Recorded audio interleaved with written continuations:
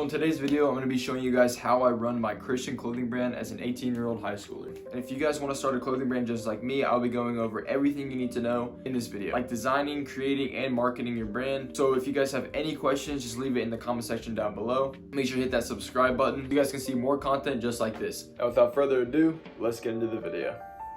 So how did I come up with the idea of starting my own brand? Well, I started when I was a sophomore in high school, but it wasn't called Cozy. When I grew up, I've always loved fashion and clothes, and when I got older, I wanted to start a brand. So I came up with the name Drip Quip. I thought it was a really cool name at first, so I made a couple logos, put them on a shirt, and called it good.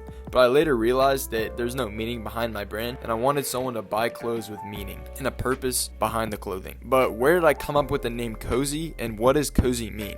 This is where the name and the meaning originated from. A while back, my mom got diagnosed with cancer, but even through those tough moments in her life, she never doubted God. She always told me God has a plan, and I just loved how even when she had cancer, she didn't even doubt him for a second.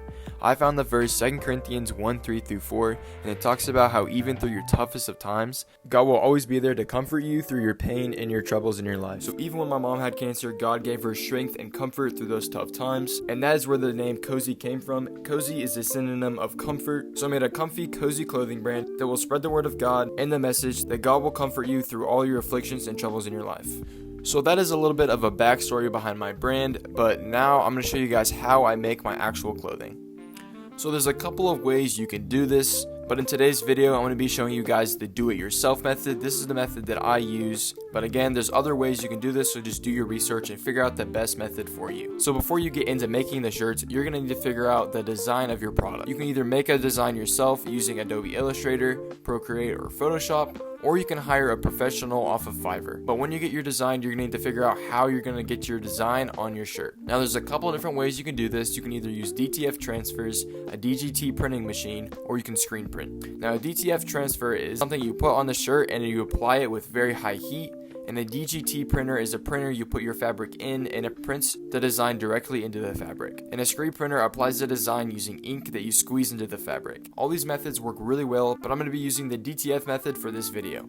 So where do you buy these DTF transfers from? There's a website called Transfer Express and they have really good customer service and good pricing. But it costs more if you want to do multiple colors for your designs. This other website called UPress DTF is the shop I personally use, and they have really good high quality products and you can use as many colors or designs as you want, and there's no upcharge fee on it. So I recommend this website over the Transfer Express website, but if you guys want to check out both of them, I'll make sure to link it in the description below. Now for the blanks to print on, where can you find low priced, high quality blanks? There's an online store called Superline Wholesale, and they sell high quality blanks for cheap prices, and they have really good customer service and great shipping. I personally use them for my brand and I think they're great. I'll make sure to link their store in the description below if you guys want to check them out. So how do you put your transfers on your product? You're going to need to get a heat press, and I can link a couple in the description. You can do your own research and find the one you like, but I use this automatic one that I press a button and it does all the work for me. But once you have your design on your shirt, you're going to need to have packaging. Packaging is a little detail that goes a long way. You can order some plain poly mailers off of Superline Wholesale or Amazon, but if you guys want custom ones with your logo on it,